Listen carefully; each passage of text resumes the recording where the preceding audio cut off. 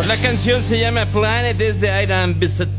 Así se llama el artista. Estamos comenzando de esta forma este programa llamado Real. Me da mucho gusto saludarlos a través de radio-real.com, radio-real.com, lugar en donde ustedes pueden despejar sus dudas sobre la música que ponemos en esta estación de radio. Mandan ustedes un mensaje y nosotros lo contestamos de una manera muy rápida, radio-real.com. Si no quieren hacerlo de esa manera, también lo pueden hacer a partir de, escucharnos a partir de Radio Garden y de Claro Música, formas en las cuales pueden escucharnos. Lo pueden hacer también en repetición en Spotify, en Apple Music, en Deezer, en todas las plataformas de podcast, y por supuesto también lo pueden hacer a través de YouTube. Ahí nosotros no tenemos queja de si nos bajan, sinceramente. Bueno, vaya complicada, y por supuesto nos pueden ver en TikTok en Gonzalo Oliveros 0 y en G Oliveros en Instagram. Bienvenidos sean todos. Ayer un día muy complicado, muy complicado en cuanto a cuestión de seguridad de los distintos candidatos a los distintos gobiernos. En el caso de Guerrero, el día de ayer atacaron a Omar Javier Flores, que es candidato a la alcaldía de Taxco. Llevaba una camioneta blindada, entonces con eso pues no tuvo tanto problema. El problema ya comenzó cuando comenzaron los ataques en el caso de Marabatío, Michoacán, en donde el candidato de Morena a la presidencia de Marabatío, Miguel Ángel Zavada Reyes, fue asesinado el día de ayer.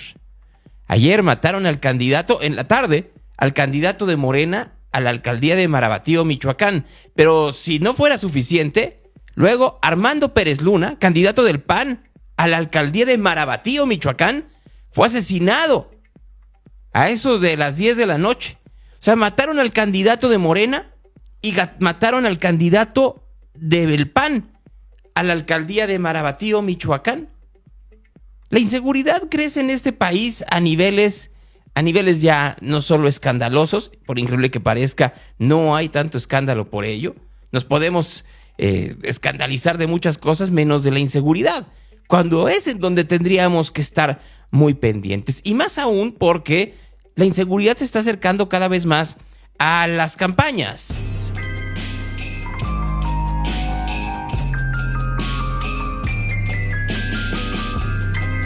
Miren nada más. Si viéramos, por ejemplo, cómo están comenzando a rotar o cuáles van a ser los sujetos de los distintos spots que van a tener las candidatas y el candidato a la presidencia de México, todos hablan de seguridad. Algunos hablan de sus logros y otros de la poca estrategia. Miren, vamos a comenzar. Hoy les voy a pasar el spot de Claudia Sheinbaum, uno de los primeros que comenzará a rotar el próximo 1 de marzo. Ya saben ustedes que ya en la página del INE, como siempre, están listos los spots para que ustedes tengan, si tienen un poco de tiempo, cotejarlos y contrastar cuáles son las propuestas de cada uno. Este es el primero de la doctora Sheinbaum. Participamos en la contienda Soy la única que tiene experiencia y ha dado resultados en seguridad. Cuando fui jefa de gobierno en 4 años, disminuimos en 58% los delitos de alto impacto y en 51% los homicidios dolosos. La estrategia, abrazos a las y los jóvenes y cero impunidad a la delincuencia, con inteligencia y coordinación. Vamos a seguir haciendo historia, con honestidad, resultados y amor al pueblo. Claudia Sheinbaum, presidenta, candidata de la coalición Sigamos Haciendo Historia, Morena. Si se dan cuenta, sí hay un contraste. Lo voy a volver a poner a ver si ustedes encuentran el contraste con la estrategia actual. De los que participamos en la contienda, soy la única que tiene experiencia y ha dado resultados en seguridad. Cuando fui jefa de gobierno en 4 años, disminuimos en 58% los delitos de alto impacto y en 51% los homicidios dolosos. La estrategia, abrazos a las y los jóvenes y cero impunidad a la delincuencia, con inteligencia y coordinación. Vamos a seguir haciendo historia, con honestidad, resultados y amor al pueblo. Claudia Sheinbaum, presidenta, candidata de la coalición Sigamos Haciendo Historia, Morena. Abrazos a las y los jóvenes, cero impunidad a la delincuencia. O sea, los abrazos no son para los criminales. Los criminales, la ley.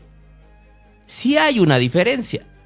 Ahora, estaría interesante que nos dijera cómo es esa diferencia. Mucha gente puede poner en duda los números que está presentando la doctora Sheinbaum sobre la baja en los niveles de delincuencia en la Ciudad de México. Es cierto que continúa siendo un lugar altamente peligroso, tanto por la densidad de población como porque muchos de estos números parecieran que están movidos. Solo en el caso de los homicidios, ya lo hemos platicado aquí, como hay un montón de homicidios no registrados, o las causas de los homicidios no registradas en la Ciudad de México, y a eso agréguenle, para que no quede duda, pues la enorme cantidad de desaparecidos que hay. Ahora, si tenemos que poner en duda los números de Claudia Sheinbaum, tendríamos que poner en duda los números en todo el país, incluyendo, por supuesto, Jalisco, y Querétaro, y Yucatán, y Nuevo León. Ya no hablemos de Guanajuato, en donde los números están tremendamente malos. Pero la inseguridad es parte de la contienda, aunque no queramos verlo de esa manera. Tan es así que el 1 de marzo, Claudia Sheinbaum comenzará su campaña de manera formal. Bueno, lleva en campaña mucho tiempo más de lo que uno esperaría, pero va a comenzar de manera formal en la Ciudad de México, en el Zócalo. ¿A dónde va a comenzar Xóchitl Gálvez? Voy a arrancar a las 12 de la noche en Fresnillo, Zacatecas, que es el municipio donde la gente tiene más miedo de todo el país. El 97% de la gente que vive en Fresnillo siente miedo, y vamos a arrancar ahí a las 12 de la noche, mandando un gran mensaje de esperanza a todos los mexicanos de que va a terminar esta larga noche de violencia, porque nosotros sí vamos a enfrentar a los delincuentes y no vamos a abandonar a la gente de Fresnillo a su suerte.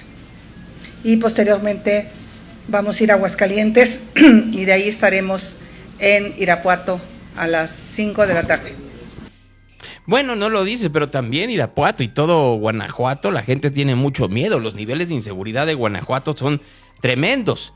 Michoacán, Zacatecas, San Luis Potosí, Guanajuato, ese corredor del Bajío, Colima, Nayarit, una parte, la parte alta de Jalisco, ya no hablemos de Michoacán y de Guerrero, todo eso, esa parte del sur del país, ya nos vamos un poco más allá para Oaxaca, y así nos podemos seguir, y ya.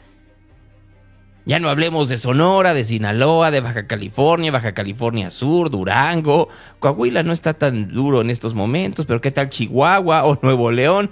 Les digo que hay para aventar para arriba. Y ya no hablemos de Tamaulipas, en donde además sí está durísima la cosa, ¿no? Ya salió este audio, ayer salieron los distintas fotografías de José Ramón López Beltrán, con el que entonces era jefe de aduanas, un pariente de Nicolás Mollinedo. Ayer salió un audio de Eugenio Hernández. Audio que al parecer fue este fin de semana, porque fue el informe de Américo Villarreal, el gobernador de Tamaulipas. Y entonces Eugenio Hernández, que quiere ser candidato por el Partido Verde al Senado, dice esto. Por favor, don Eugenio. Maki, ¿ya te avisaron? Andrés no va a venir con el doctor.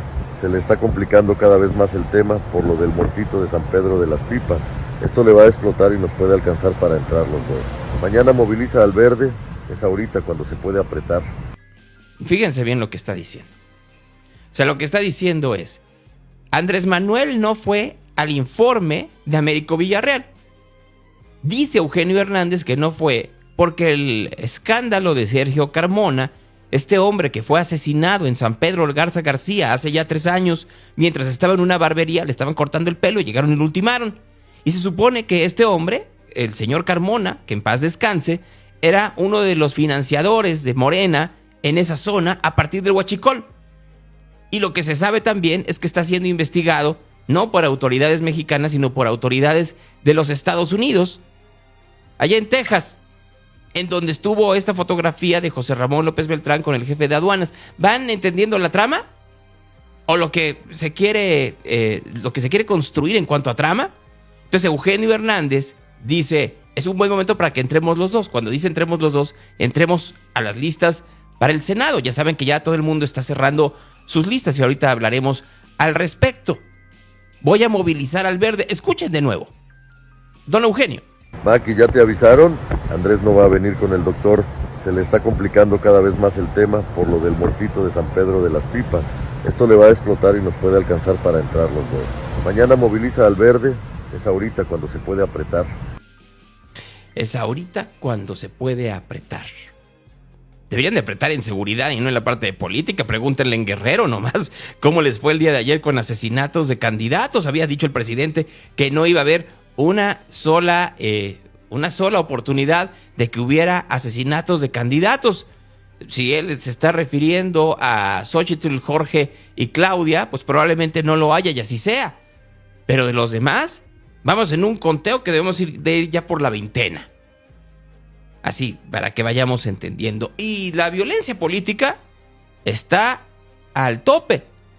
Tras la filtración de teléfonos celulares de diversos políticos, Claudia Sheinbaum denunció, por supuesto, cómo fue acosada por diversos usuarios de redes y de teléfonos, mandándole mensajes con improperios. No fue la única. Y los mensajes generalmente son positivos. Solo recibí una amenaza de muerte fuerte, otras más o menos, pero hay una que sí es muy violenta. Pero fueron al principio, se ve que activaron a la gente de Morena para que me llamara, y después de que pasó, no sé, 3-4 horas, empecé a recibir mensajes de otros usuarios, y a raíz de que yo lo hice público sí ha tenido más impacto. De hecho, el video lleva 1,5 millones de vistas. Como a los 10 minutos de que se dio a conocer mi teléfono. Es muy agresiva. Francisco Garfias, Excelsior. Mi equipo de abogados está analizando si vamos a presentar una denuncia ante esa sí es una amenaza de muerte. O sea, ahí sí ya, no como este que me dijo perra, no pasa nada. Xochitl, hoy... A ver, ¿a qué se refiere de que alguien le dijo perra? Así, que le dijeron perra. En la conferencia de prensa del día de ayer, Xóchitl Gálvez demostró 2 llamadas. Tomó 2 llamadas al aire. Una a favor de un hombre que dijo vivir en Tlalnepantla y otra que mejor escuchen. Bueno. Eres una perra, eres una zorra, perra, guarda bastarda. El PAN nunca va a ganar, eres una perra. Y Alex es mejor presidente que tú. Te mando un beso.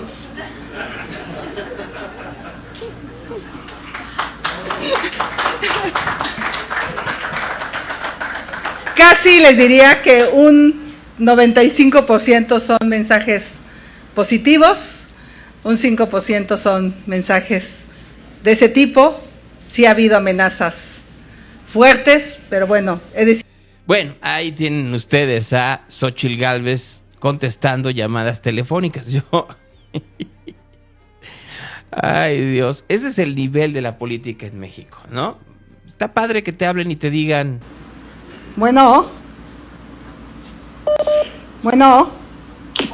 Eres una perra, eres una zorra, perra, guarda bastarda. El PAN nunca va a ganar, eres una perra. Y Alex es mejor presidente que tú. Te mando un beso. Miren ustedes. No merecemos como mexicanos, olvídense ustedes si es Xóchitl Gálvez, si le hicieran lo mismo a Claudia Sheinbaum sería detestable. Y es detestable por algo, no por las amenazas ni porque le digan que eres una perra y lo que ustedes quieran, no, o sea, ese no es el punto. Estamos en un país en donde el día de ayer mataron a 2 candidatos de distintos partidos políticos en la misma ciudad. ¿No estamos entendiendo la gravedad? Los 2 candidatos de los 2 principales partidos políticos que podrían ganar la elección en Marabatío, Michoacán, fueron asesinados el día de ayer. Eso te habla del nivel no solo de descomposición, sino la verdadera amenaza que tienen ciertos políticos en estos tiempos. Y no estoy diciendo que la amenaza solo sea para políticos de oposición. Uno de los asesinados fue de Morena. ¿No debiéramos de efectivamente tomar en consideración este tipo de discurso tan complicado que estamos teniendo y el savoir-faire, dejar pasar al crimen organizado que está por marchitar todo lo que está alrededor?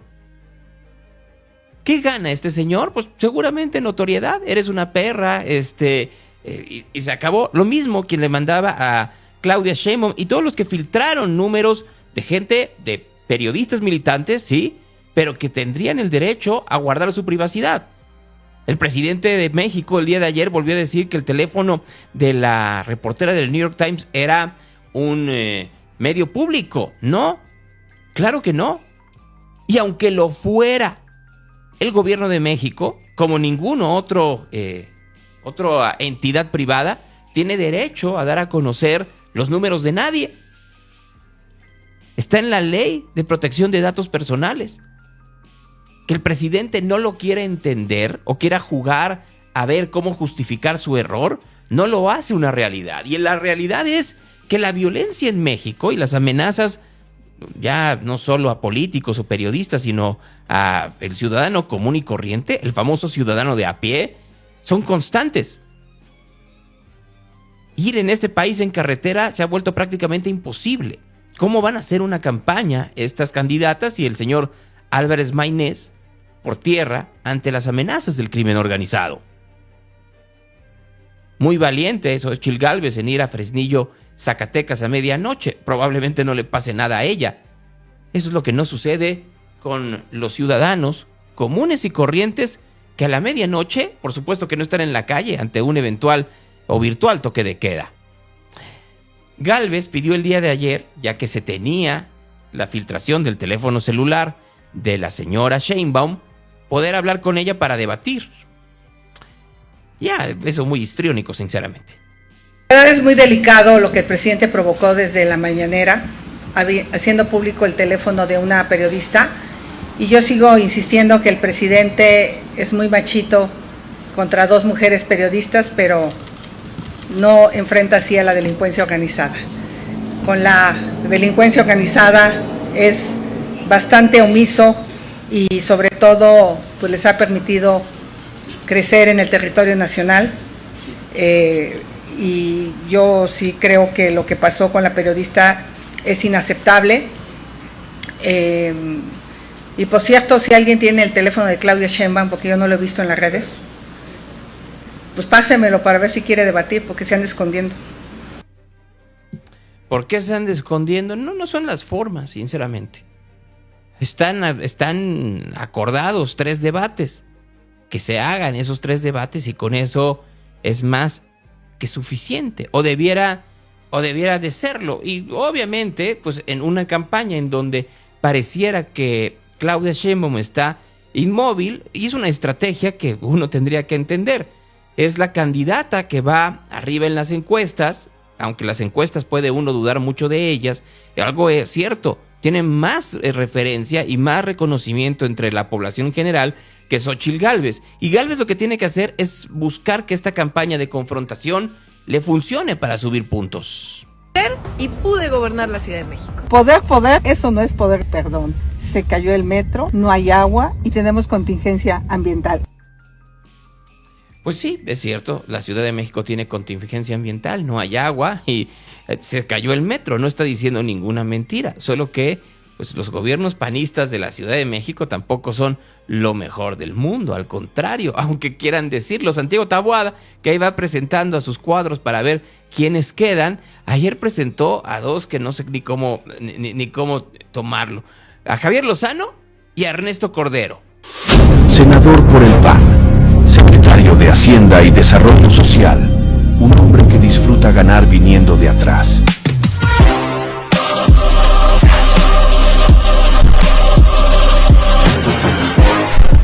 Soy Ernesto Cordero y me pongo la camiseta del cambio. El cambio empieza aquí. Las bardas de la Ciudad de México se están llenando de pinturas, de logotipos de Santiago Taboada, en donde dice, este es el bueno. Yo no sé si efectivamente sea el bueno o no Santiago Taboada, pero pues de que hay dinero, ¿no? De que hay dinero, ¿no? Y luego uno ve este PAN, el de Javier Lozano, el de Ernesto Cordero, y necesariamente uno piensa en pasado. Pasado. Cuando tendríamos que estar pensando en futuro. Pero si queremos ir un poco más al pasado, con ustedes, Vicente Fox.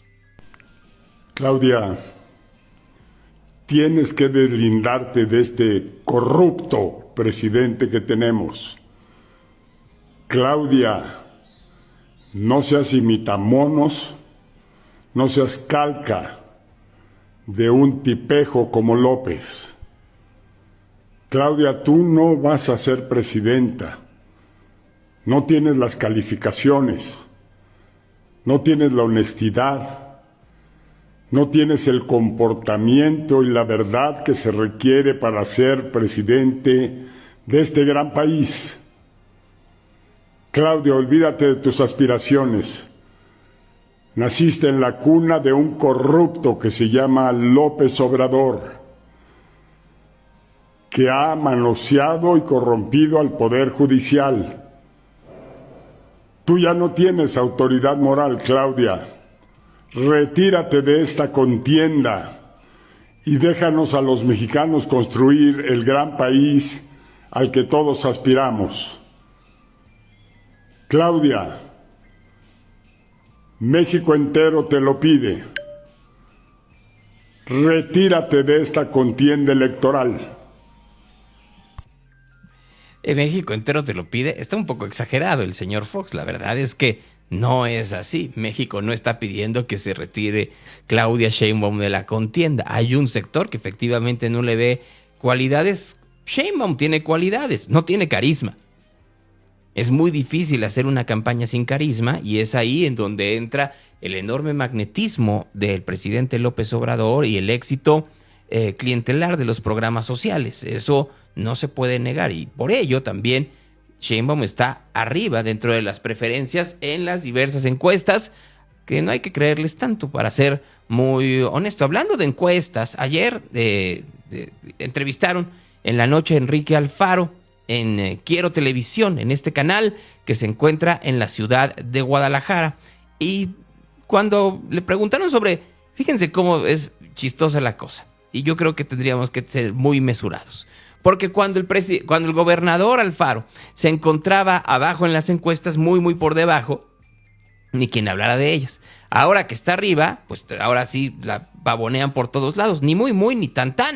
Tendríamos que estar hablando de resultados más allá de números de encuestas, ¿no? Y los resultados, hay partes donde son muy buenos los resultados en Jalisco, en cuestiones económicas, en cuestiones de salud, por supuesto que están por encima de lo que está sucediendo en el país, y en cuestión de seguridad es un desastre, como lo es el país, seamos muy honestos. Pero veamos lo que dice Enrique Alfaro.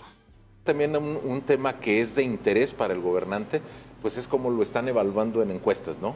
Usted nos decía, ¿cómo quiero que me recuerden? Y nos daba ciertas características, pero también hay estudios estadísticos que van poniendo numerito, y eso es importante. Si nos ayudan en producción para ir a revisar en imagen los temas de las encuestas, comparándolo obviamente con los otros gobernadores. Ahí estamos destacando la imagen del gobernador de Jalisco, esa puntuación. Ahí está. Octavo lugar. Es el 65.7 de entre 32, pues es el octavo mejor evaluado. Evidentemente la consulta se la hacen a los habitantes de Jalisco. Y hay una más, esta también, este es un ranking y este es de Mitofsky, ahí también aumentando ya digamos de una etapa donde había quizás más rispideces, una impresión distinta, se ha ido mejorando en la calificación. ¿Qué tanto le interesa al gobernador Enrique Alfaro? ¿Estas cosas son de importancia? ¿Las revisa también? Sí las reviso. No me quitan el sueño. Las encuestas las tomo con cautela siempre, las buenas y las malas.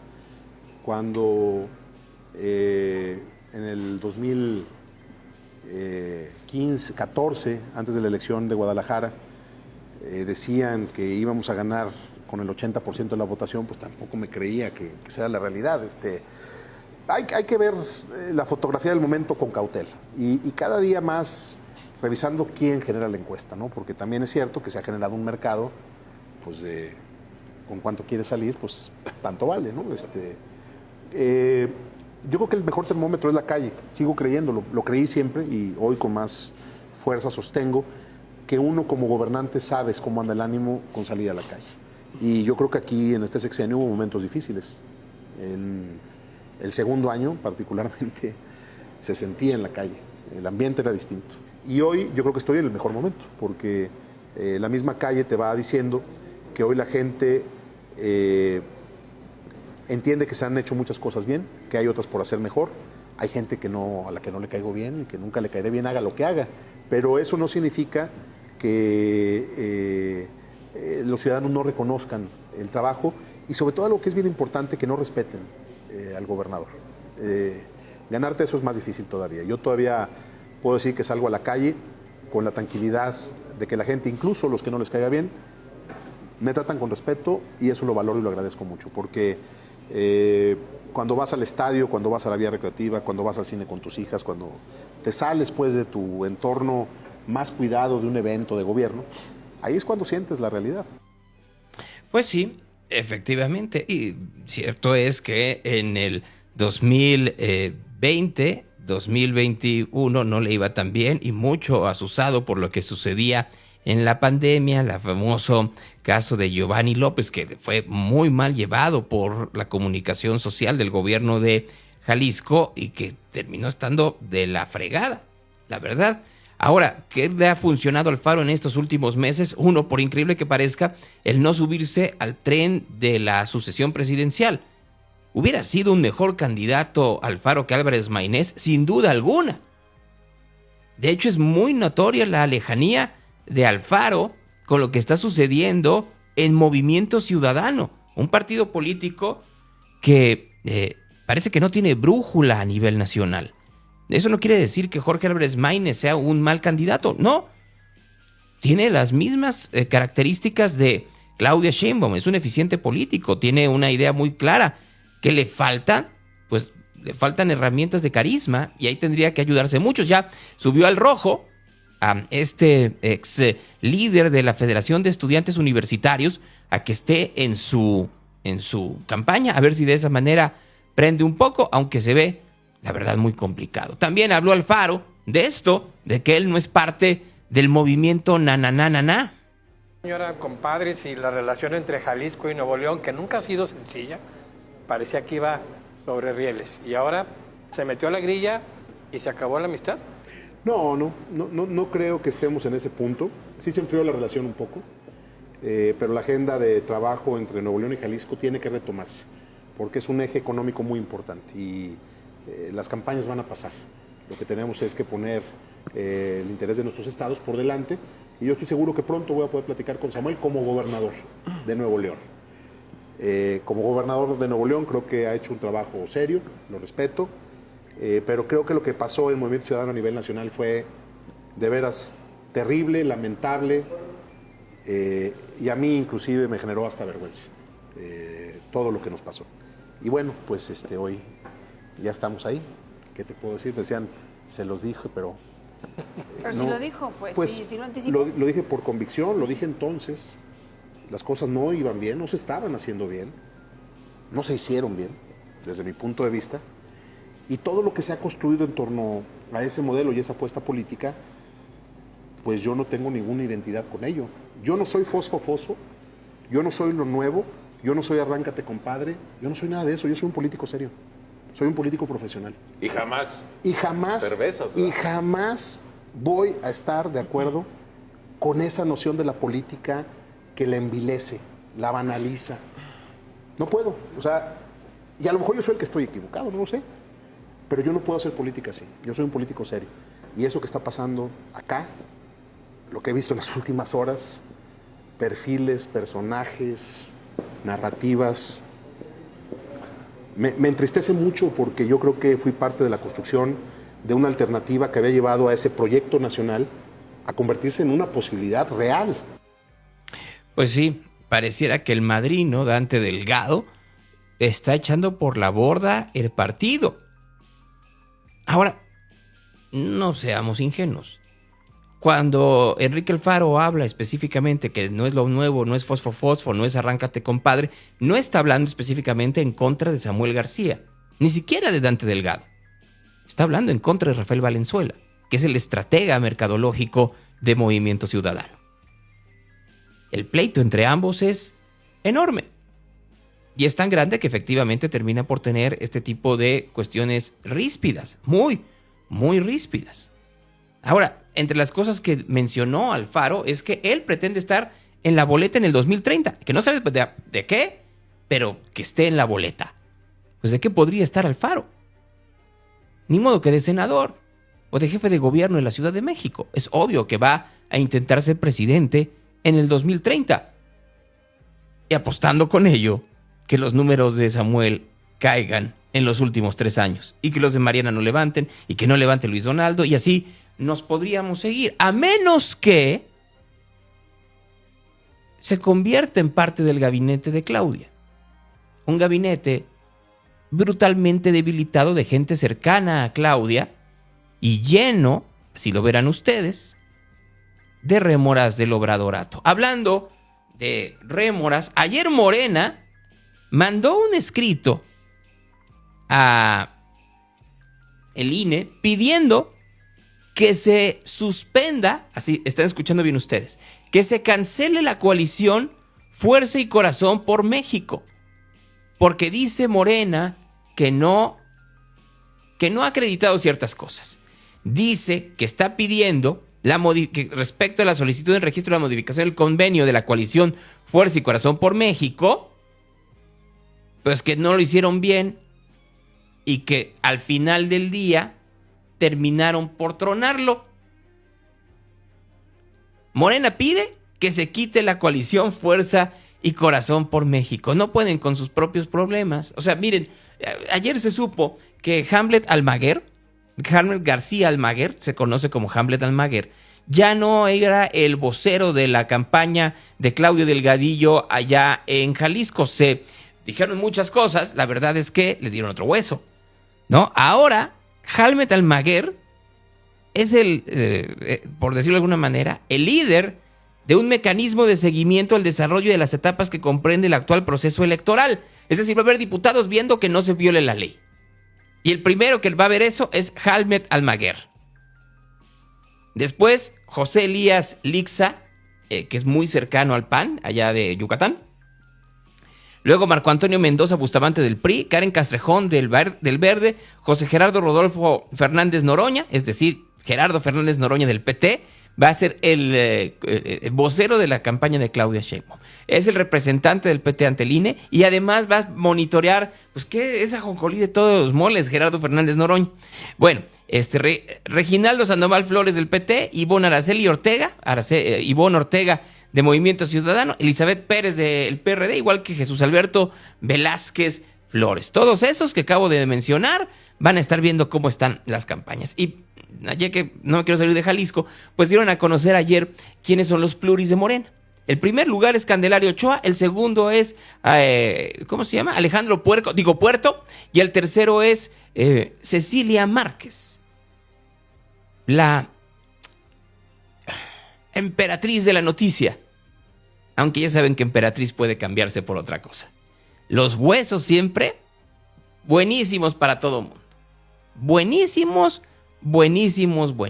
Y miren en dónde estamos. Ya casi para terminar.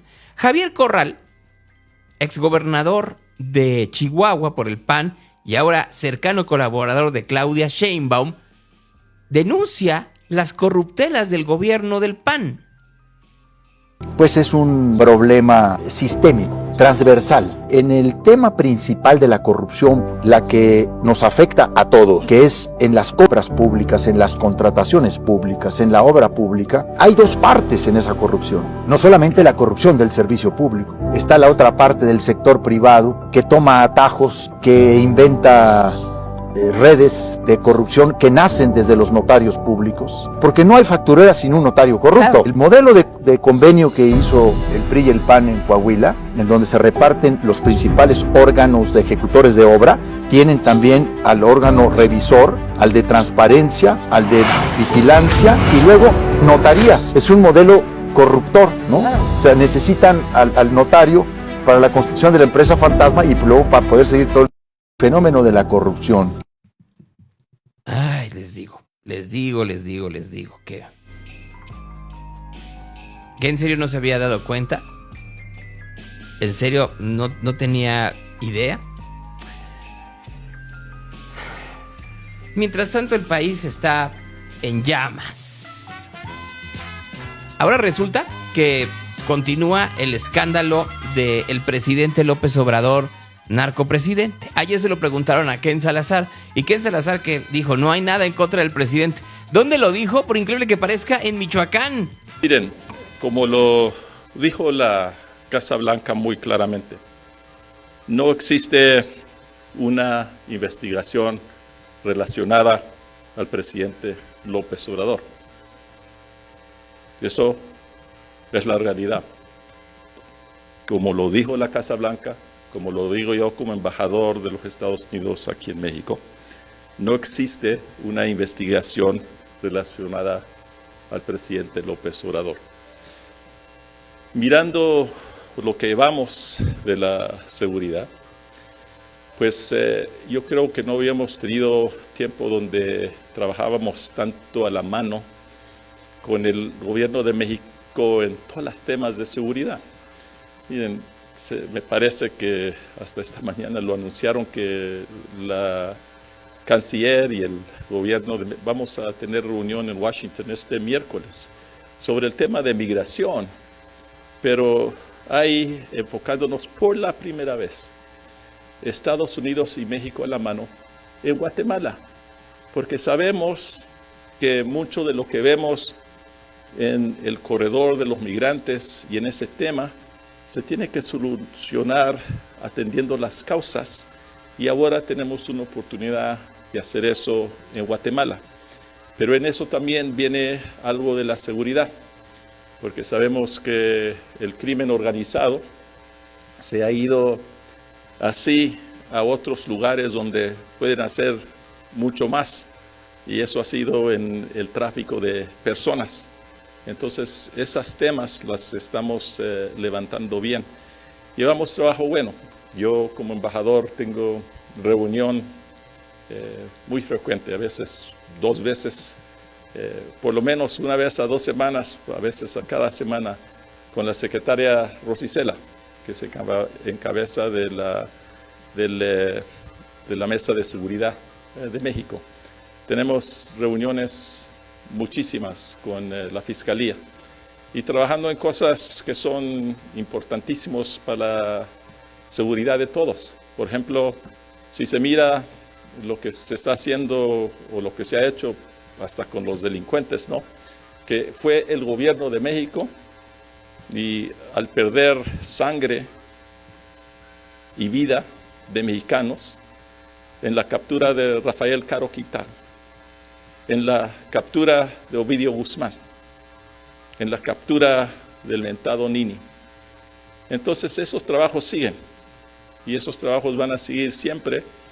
La diferencia es que en estos tiempos, en los últimos 3 años de que llegó el presidente Biden al gobierno, lo estamos haciendo como socios, lo estamos haciendo a la mano, con el respeto a la soberanía de México. Muchas gracias. Pues miren, aquí no miente el señor, porque además ninguna de las investigaciones periodísticas ha mencionado que se está investigando al presidente López Obrador. Una y otra vez y de manera muy puntual han dicho, se investiga a allegados del presidente López Obrador, incluyendo sus hijos. ¿Por qué? Pues porque, siendo muy claros, los gobiernos de cualquier país no tienen... Yo no veo al presidente López Obrador sentándose con narcotraficantes. ¿Qué tal si lo graban? Pues no va a cometer el error de Fausto Vallejo. ¿Se acuerdan ustedes del gobernador? En el supuesto caso que hubiera este tipo de contactos, pues para eso tienen allegados. Y eso es lo que, por lo pronto, el gobierno de los Estados Unidos, según las investigaciones periodísticas, sí ha investigado. Ahora, el presidente está muy enojado todavía. ¿No me creen? Esta mañana volvió a decir, pues al respecto del mote de narcopresidente. Los conservadores son muy dados a la mentira, además de corruptos, deshonestos, hipócritas. Imagínense, AMLO, narcotraficante. Si no soy Calderón, sí, y no estoy diciendo que Calderón sea narcotraficante, pero sí hubo con Calderón un estado narco o un narcoestado. por lo de García Luna. Probado. Y ahora resulta que sin ninguna prueba, una sola prueba, del señalamiento, nada más porque los medios, ¿no?, quieren destruirnos políticamente hablando. Medios nacionales al servicio de los saqueadores, de los corruptos, y también medios internacionales que juegan ese mismo rol. Dictador.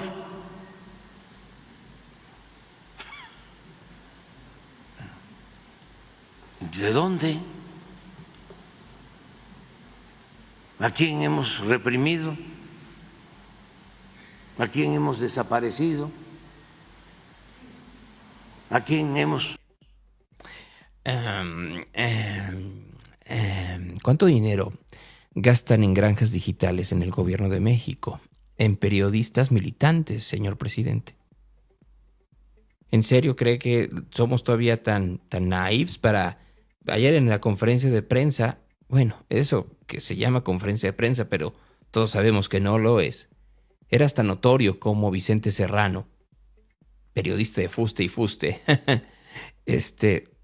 había coordinado las preguntas con la vocería del gobierno de México. ¿Usted cree en realidad que... ¿No cree ustedes en los medios que le están preguntando el New York Times, pero sí creen en Vicente Serrano? ¿En Hans Salazar? ¿En serio tienen un mayor valor estos dos personajes? ¿O Carlos Pozos, conocido como Los Molécula, o el diario Basta, que ha recibido cantidades enormes de dinero? El grupo Cantón, a partir de la llegada de usted al gobierno, ¿tienen mayor valía que el Washington Post, el Wall Street Journal o el New York Times? ¿En serio nos cree tan tontos? Mire, vuelvo a repetirlo. No le gusta al presidente de la República que los medios señalen investigaciones que está haciendo el gobierno norteamericano o que hizo y que cerraron a partir de la delicada información que se encontraba sobre allegados del presidente. Haga la propia, que el gobierno haga la propia. Sería lo más sencillo, sería lo más sano. El buen juez por su casa empieza. El presidente todas las mañanas acusa con dedo flamígero a todo el mundo, comenzando por el gobierno de Calderón, lo acaban de escuchar ustedes, diciendo que está comprobado que Genaro García Luna era un narco. La verdad es que el juicio de García Luna fue basado en lo mismo que estas investigaciones, en testigos protegidos.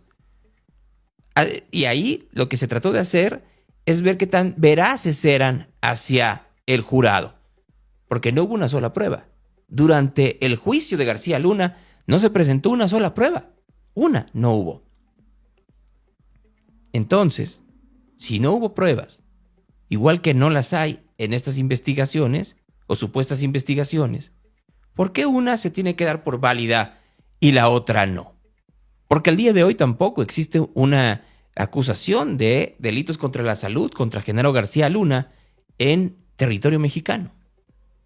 No es extraño. López Obrador habló a propósito de que hará un recorrido por el país para revisar que se acaben todas las obras, obviamente con connotación brutalmente electoral, antes de que se vaya. A partir de la veda, yo voy a hacer un recorrido por el país para supervisar obras que tenemos en proceso,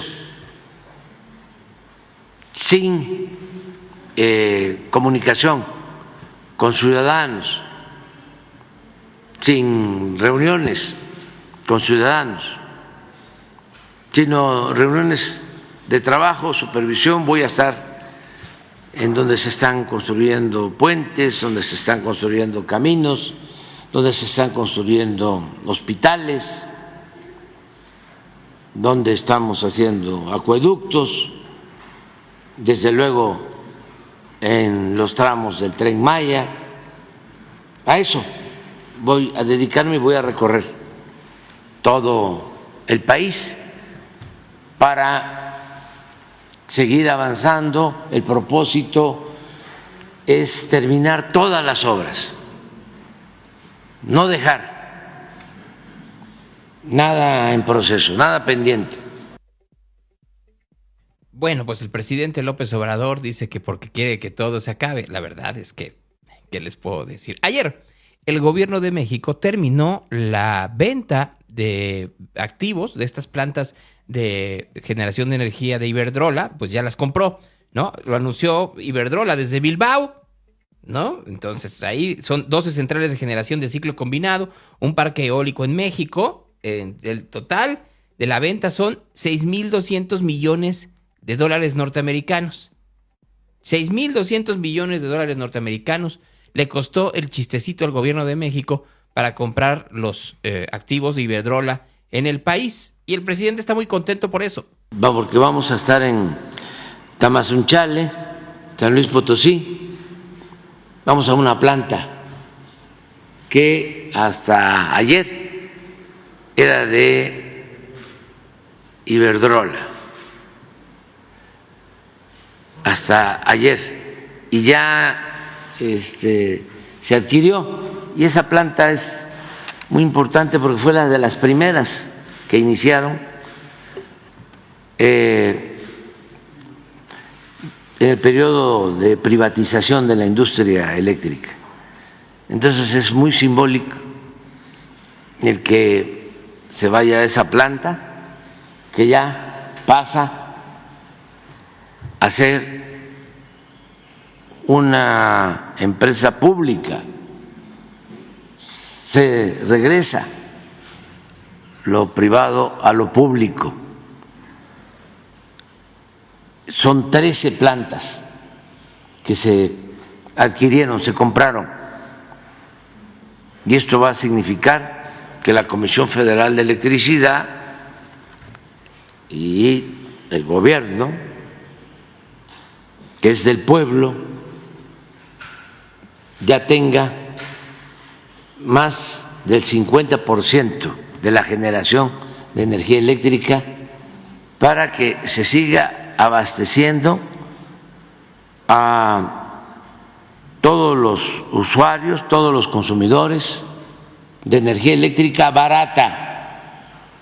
Bueno, barata es un decir. La verdad es que la energía eléctrica cada vez es más cara, mucho más cara. Escandalazo en el legislativo. Lili Téllez el día de ayer dio a conocer que invitó de manera formal al presidente de Argentina, Javier Milei, a ir al Senado. Lili Téllez, mexicana, periodista, senadora de Sonora, extiende una formal invitación para que asista al Senado de la República con el objetivo de tener un diálogo amistoso entre usted y un grupo de senadores mexicanos para conocer sus ideas políticas. Sería un honor contar con su valiosa presencia. Yo creo que la va a mandar por las cocas, pero pues ya hay una invitación. Y ya que estamos hablando de Milei, les digo que no dejan una para entrar en otra. Ayer el gobierno de Argentina, que cada día más se parece a Donald Trump, pues va a prohibir, según anunció, usar lenguaje inclusivo en el gobierno. Existen las y los, no existen les, no existe el todes. Eso es lo que dicen.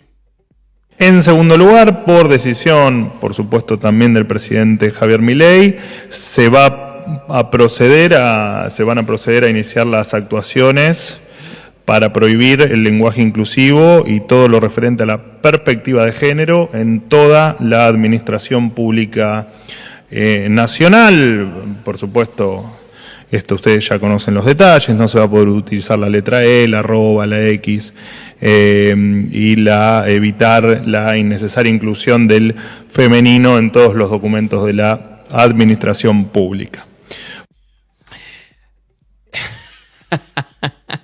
Como si no tuvieran problemas más grandes en Argentina. Pero bueno, así se han de sentir muy, muy, muy felices y muy contentos. Les digo que cada día estamos mucho peor. Ya para terminar, miren ustedes, tres, ¿no? Ayer fue Enrique Alfaro, antes de dar esta entrevista en Quiero TV, en donde estaba gente querida, otras no tanto. Estaba Manuel Baeza, director de Milenio, al cual le mando un gran saludo, ¿no? Y había otros tantos más ahí sentados, gente de fuste y fuste.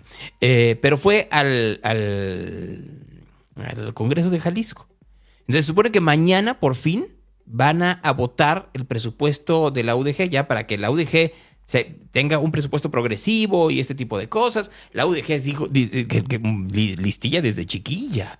Uy, listillos desde chiquillos, porque no se habían desistido del pleito de los 140 millones de pesos. De la semana pasada, ¿se acuerdan que hicieron esta historia de que pusieron veladoras y todo? Lo que no dijeron los de la UDG es que no se habían desistido de los 140 millones de pesos que les habían quitado hace ya 2 años ¿se acuerdan que era para construir un museo? Y que entonces dijo el gobernador Alfaro, ¿cuál museo? Es para las cosas que quiere hacer Raúl Padilla. Entonces no se habían desistido de la denuncia, listillos desde chiquillos, pues lo que querían, pues obviamente que pasar el presupuesto y luego seguir pidiendo, y mis 140 pesos, pero millones. Total, pues ya se desistieron el día de ayer y todos felices. Bueno, por lo menos hasta este momento, y contentos, o por lo menos es lo que parecía entre el rector y el gobernador. Bueno, primero gracias a las y los diputados que nos han recibido en este recinto. Valoramos mucho que la Junta de Coordinación Política haya aceptado el poder tener este encuentro, esta reunión, en la que la verdad pudimos hablar con mucha franqueza y con mucha claridad. Y acordar que vamos a procesar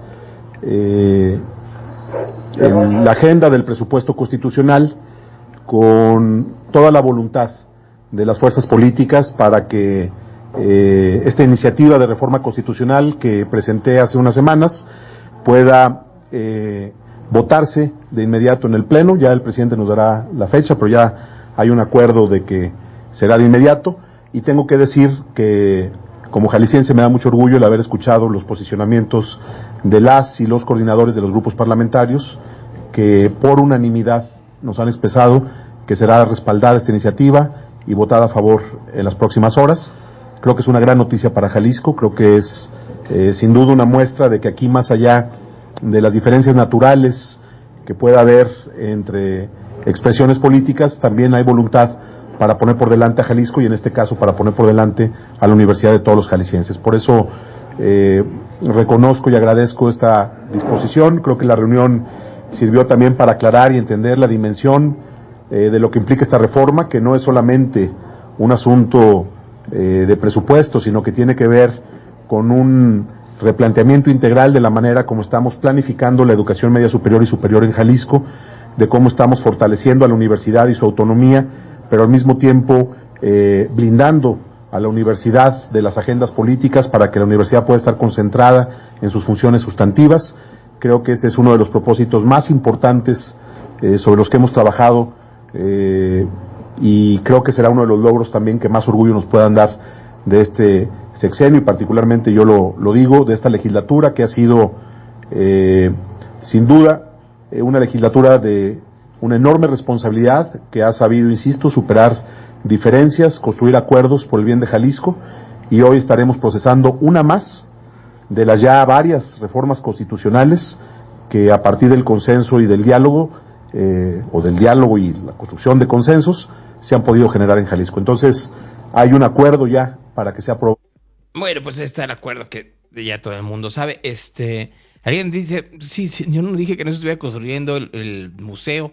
Dije, la universidad dice que era para el museo los 140 y lo que dijo Alfaro es que eran para las cosas del señor Padilla. En ningún momento dije yo que no se estuviera construyendo. Está enfrente del auditorio Telmex. No estoy tan estúpido como parezco, la verdad. Pero, pues cada quien. Bueno, para terminar, está dando una serie de entrevistas Claudia Sheinbaum. Se la ha pasado en Radio Fórmula, literal, entre ayer y hoy. Le dio entrevista a Denise Merker, le dio entrevista a este vendido llamado Juan Pablo Becerra Costa. Hoy se la está dando a Ciro Gómez Leiva. Y así, pues, a ver si en algún momento... No creo que nos dé entrevista a nosotros, para ser muy honestos. Estamos muy, muy lejanos a eso. Pero quiero hablar, ya, dejemos la política a un lado. Y quiero hablar de dos cosas. Ayer se habló en la Suprema Corte de Justicia de un tema que hemos tratado en este espacio de manera muy potente, que es la violencia vicaria. Utilicen a niños y niñas como instrumento de daño a las mujeres. Esto es la violencia vicaria. Por eso no hay discriminación aquí respecto a hijos de varones, por ejemplo, en mi lectura. Si se eliminara ese énfasis de utilizar a niños y niñas como instrumentos de violencia contra las mujeres, se diluye totalmente qué es la violencia vicaria y por qué tiene que ser observada como una violencia de género en sí misma. Reitero, esto no significa que la violencia que reciban niños y niñas solamente pueda ser vista como una forma de dañar a su madre. No, desde luego que niños y niñas sufren y esta ley y la ley y los poderes del Estado deben salvaguardarlos.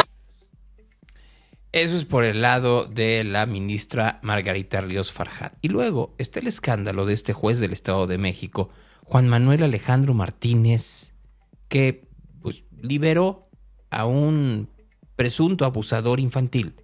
Dice el juez que porque no dieron los datos exactos de la hora y el lugar en donde se dio dicho ataque. Lo que corroboran son esos tocamientos y desde luego esto es en perjuicio de los derechos de la infancia. Aún y cuando se corrobore ese tocamiento, el resto de la información no está debidamente justificada. ¿Dónde está la corroboración de esa información? Entonces, la consecuencia es que ante la insuficiencia probatoria, desde luego de justificar el delito de abuso sexual, lo conducente es emitir fallo condenatorio. Se emite fallo fallo absolutorio al señor Alejandro por insuficiencia para acreditar el delito de abuso sexual. Sí, señora. Señoría, una pregunta. Claro. Usted vio a mi hija, ¿no le creyó? Desde luego que le creí en el tema del tocamiento. Su hija jamás mencionó el tema del lugar, el día, el horario. De edad, su señoría, ¿cómo va a saber mi hija de tiempo exacto? O sea, la capacidad de una niña de 4 años de edad, ¿cómo la va a saber ella? No es su responsabilidad saber la dirección de casa del tío, su señoría. Usted vio el tocamiento, usted le escuchó. Explíqueme de verdad por qué no le creyó. Hay todas las pruebas en peritajes ahí, favorables, su señoría. ¿Qué es lo que usted no lo convenció? ¿Me lo puede decir, por favor? Desde luego, habría un momento para que si no está de acuerdo con la decisión, desde luego la pueda recurrir. Este tribunal se pronunció respecto de la insuficiencia probatoria por parte del personal de la Fiscalía para justificar esos aspectos que son torales y medulares. Ahora, la emisión de este fallo no prejuzga y no limita la investigación penal, la cual válidamente pueden actuarla en consecuencia. Claro, porque hay un abuso. Lo presenta, usted mismo lo dijo, y que no se pasa por alto, que presenta un abuso sexual a la niña, que fue a los 4 años de edad. Entonces, ¿en dónde está eso? ¿En dónde están sus derechos? ¿En dónde está la protección? ¿En dónde está? ¿Porque la niña no supo la dirección? ¿Porque la niña no supo con exactitud el horario? ¿Era la responsabilidad de mi hija saber el horario? ¿De verdad? ¿A la edad de 4 años? ¿Era su responsabilidad? ¿En serio? Explíqueme eso, señoría. ¿De verdad una niña de 4 años tiene que saber la dirección de casa del tío? ¿Saber el horario exacto? Está presentando un abuso sexual. Su señoría lleva 2 años sometida a terapias y pruebas en peritajes con criminología que el mismo padre solicitó. Con Tania, con Verónica Mozo, todas dicen lo mismo. Su señoría, ¿qué está pasando? O sea, si usted, siendo el juez, no está protegiendo a una menor que presenta un abuso sexual, ¿quién la va a proteger? ¿De verdad no lo convenció mi niña que le mostró el tocamiento en la entrevista? ¿No lo convenció? ¿De verdad? Se lo mostró. Y todo coincide con todos los videos que se mostraban anteriormente, con todas las pruebas de peritajes que le dijeron cómo fue el tocamiento. ¿No lo convenció? ¿Tiene mayor peso una dirección que una niña de 4 años tenía que saber? ¿De verdad? ¿De verdad, su señoría? ¿Usted es padre? ¿Qué hubiera hecho usted si fuera su hija a los 4 años de edad que abusan de ella? Y que todas las pruebas de peritos lo dicen. De verdad, nomás por decir que no fue la dirección, que no nos consta. Yo no estuve ahí, el papá la llevó, yo no. A mí no me tiene que constar si fue el 26 de esto o no. Le tocó ese fin de semana al papá, su señoría. Se lo dijeron todos. Presente el abuso sexual, mija, porque eso no tiene validez. Es un abuso sexual y lo tiene. Lo representan todas las pruebas de peritos. Y nomás por una dirección. ¿Es en serio, su señoría? ¿Es en serio? Si fuera su hija, ¿qué hubiera hecho usted? Por una dirección le hubiera soltado al agresor. Por una dirección que no me correspondía a mí saber exactamente qué hora, qué día. ¿Usted lo hubiera liberado al agresor de su bebé? Tenía 4 años de edad, su señoría, 4. ¿Por qué? Porque yo tenía que saber con exactitud el horario. La niña le dijo que fue la noche que traía pijama, le bajó el cierre hasta los pies y la manoseó, la tocó. Todos los dictámenes coinciden con el tocamiento, su señoría. ¡Todos! Explíqueme, ¿eso no tiene validez? Señora Figueras, desde luego se considera toda esa información. Esta decisión que se emite no es absoluta, válidamente la puede recurrir. Quedan citados para el próximo día martes. Pasen buena noche. El gobierno del Estado de México, o específicamente quien se dedica a el Poder Judicial del Estado de México, en una tarjeta informativa dice: respecto al caso del juez que dictaminó la absolución de un presunto abusador sexual de una menor de 4 años, informa: 1. Para comprender adecuadamente el sentido del fallo, debe de leerse íntegramente la sentencia. Y, en particular, los siguientes argumentos. Está publicada la sentencia en internet. Primer argumento: no existieron medios u órganos de prueba que permitieran reconstruir cada uno de los hechos y circunstancias aseveradas. 2. De 4 periciales en materia de psicología, se advierte que únicamente la primera hace referencia de indicadores psicológicos de víctimas de violencia sexual, y un metaperitaje demuestra fallas metodológicas como la ausencia de pruebas psicométricas adecuadas. ¡Ay, Dios! 3. Los abuelos de la menor víctima aseguraron que al día de los hechos su hijo y sus menores hijas, entre ellas la víctima, estuvieron en su domicilio desde el mediodía y hasta las 8 o 9 de la noche, lapso de tiempo dentro del que señala como ocurrió el presunto abuso a las 7 de la noche. Por su parte, el acusado y tío de la víctima comprobó sus ubicaciones desde las 10 de la mañana hasta la noche, acompañado por su esposa e hija. Exhibió estados de cuenta bancarios que registraron su presencia en plazas comerciales y locales hasta ingresar a su domicilio por la noche con registro mediante aplicación. En cuanto al juez, luego de emitir el fallo, debió concluir la audiencia, sin embargo escuchó a la madre y entró en un diálogo fuera de contexto. La sentencia aún no se encuentra firme y puede ser impugnada por las partes mediante el recurso de apelación en el Tribunal de la Alzada de Tlalnepantla.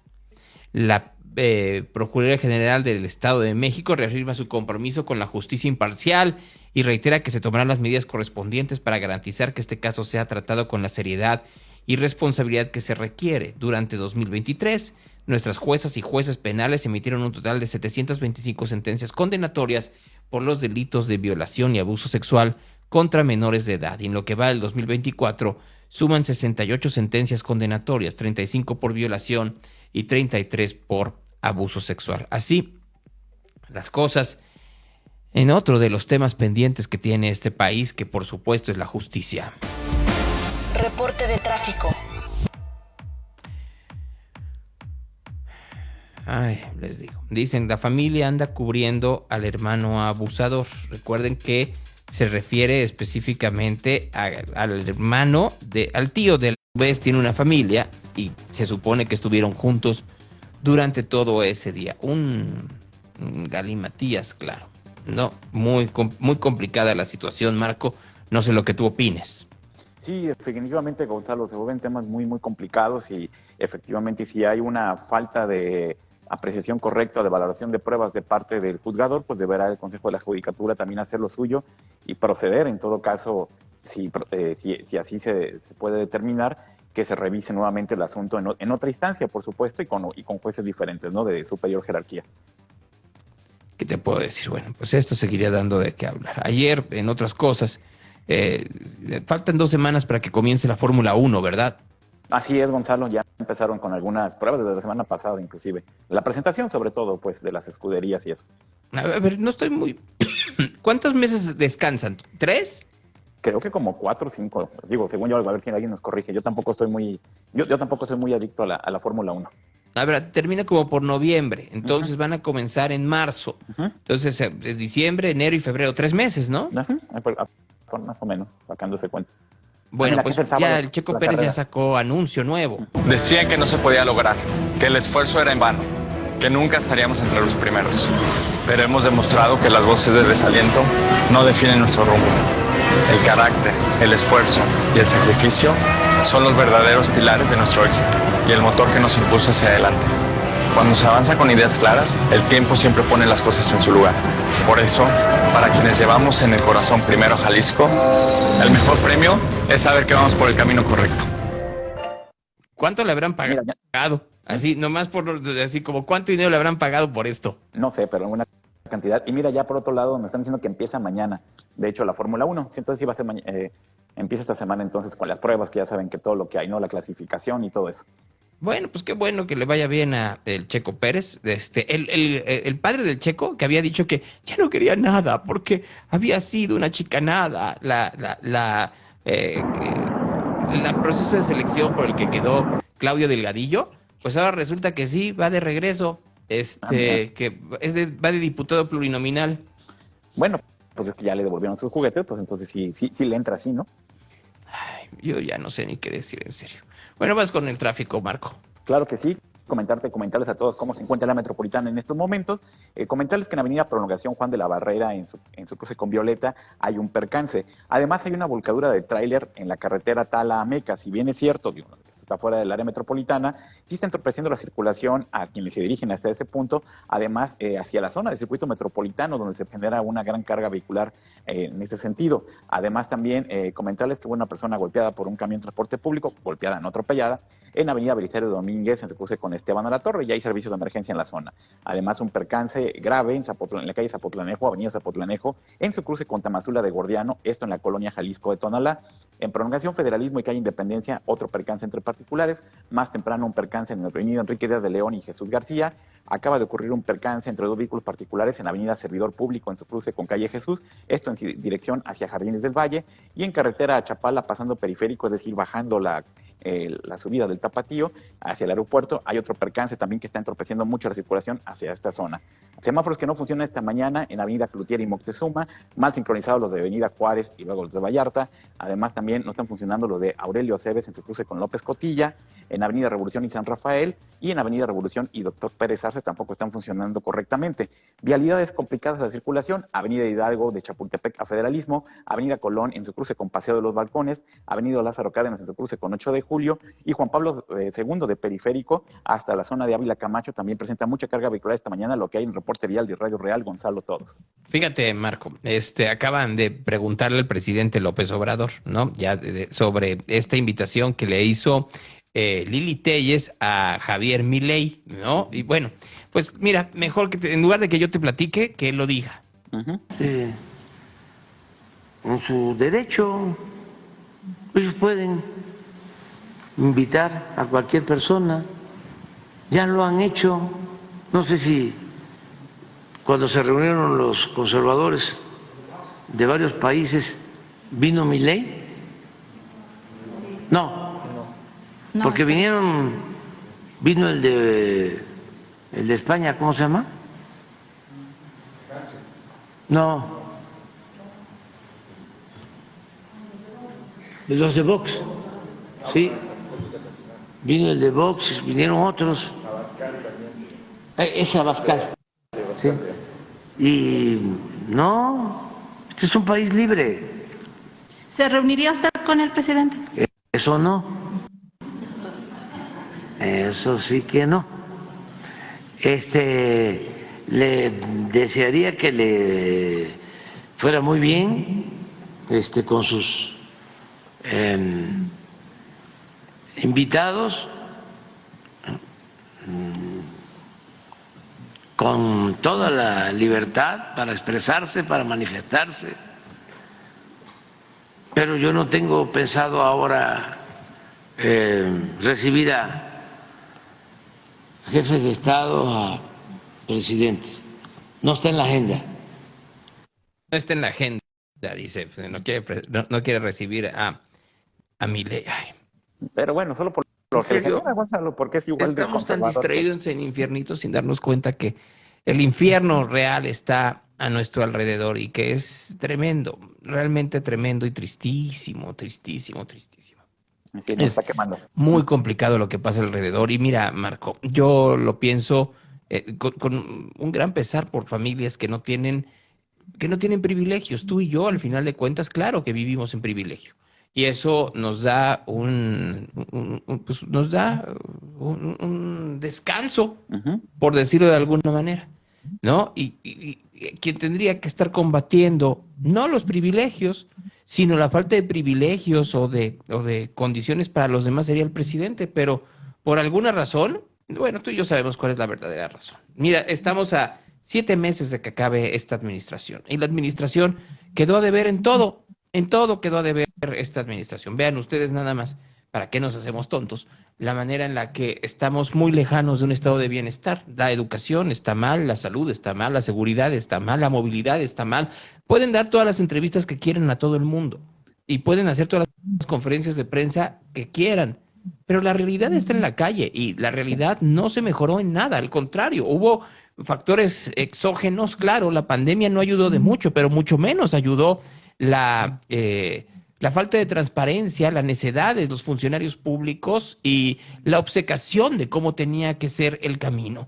Eso debiéramos de cobrarlo en las urnas. El problema es que no tienes también nadie al frente que ayude a tener una esperanza de que puede haber un camino distinto. Los equipos de Xóchitl Gálvez y de Jorge Álvarez pareciera que no tienen una idea clara de cómo sacar del entuerto al país. El problema es que también Claudia Sheinbaum, con la manera en la que se expresa, las ideas que está demostrando, no son tampoco ideas en donde te diga va a cambiar la cosa mucho en los próximos 6 años.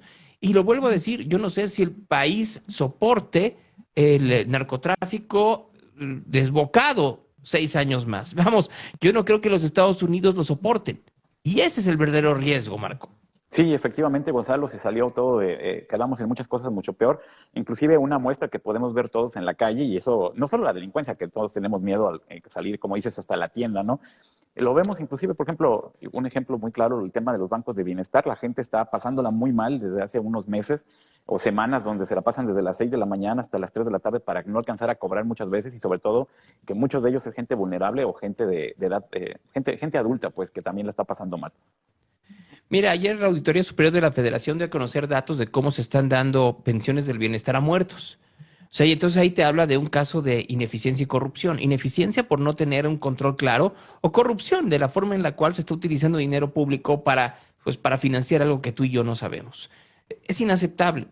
Y no pasa nada. ¿Por qué? Porque esto que tendría que ser la verdadera discusión de las mañaneras se queda a un lado ante la diatriba de si el New York Times le bajó o no un video al presidente, cuando lo que te importa es la propaganda por encima del resultado.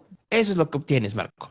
Sí, efectivamente, vemos la paja en el ojo ajeno, pero no vemos la viga que estamos cargando, y eso sí es muy peligroso. Gracias, Marco. Un abrazo para ti, para todos, y otra cosa no pasa, por aquí nos vemos mañana. Hasta luego. Ahí está Marco Vinicio esta mañana con nosotros aquí en Real, ya a punto de terminar este programa. El Evangelio del Día.